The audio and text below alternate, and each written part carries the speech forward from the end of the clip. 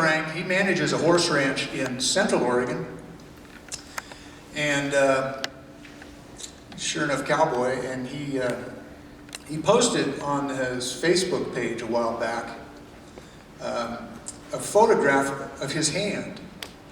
And that's all it was, just a close-up of his hand with a ghastly rope burn right down the middle of it. Big, white, ugly rope burn in the middle of his hand.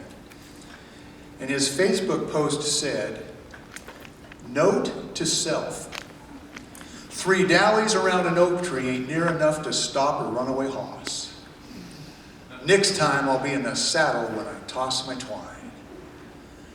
I thought, man, that ought to be a poem. So I wrote it. Well, Teddy Franke of the Morrow Ranch was out mending fence alone when coming to his attention was a charging wild-eyed roan.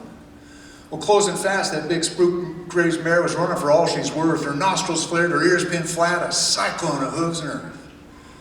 Well, the mere sight of that hell-bent hoss would leave most men quite rattled, especially if, like Teddy was, surprised, on foot, unsaddled. And most men would duck, dive, or run, but not Teddy, no siree. He conjured himself up a plan. He'd not let that wild mare flee. Now, Teddy recall was all alone. Most people would say outmanned, but not those who know Teddy Franke, because he is one tough hand. Surveying the situation, he figures his only hope would be one chance when she run by. He'd collect her with his rope. He'd toss a big old floating loop that would sail out over her ears. She'd know right quick she was bested. Let go her primal fears. Oh, she'd settle down real sudden like. They become the best of friends. But that's not how the story goes. No, that's not how the story ends. Because the little wrinkle in Teddy's plan for that loose mare, the absence of a saddle, you can't just dally in midair. But now that mare's upon him, in a flash she'd be on by, so now or never he figured it. He let his catch twine fly. And then his plan adjusted some, because that horse sped up her run, and that's when Teddy realized his battle was just begun.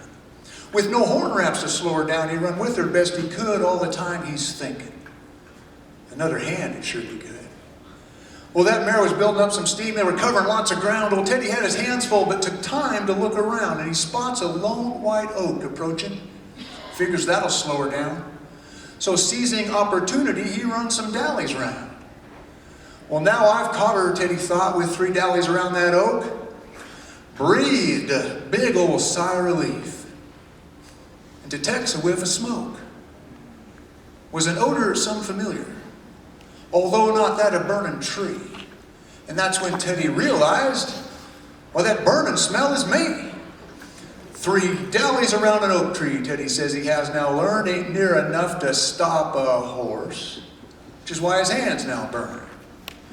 But rather than feeling defeated, Teddy takes it all in stride. He says, oh, it's just skin, a jump start, callousing up my hide. But next time, Teddy says, it needing to stop her runaway hoss, next time I'll be in the saddle, and then we'll see who's boss.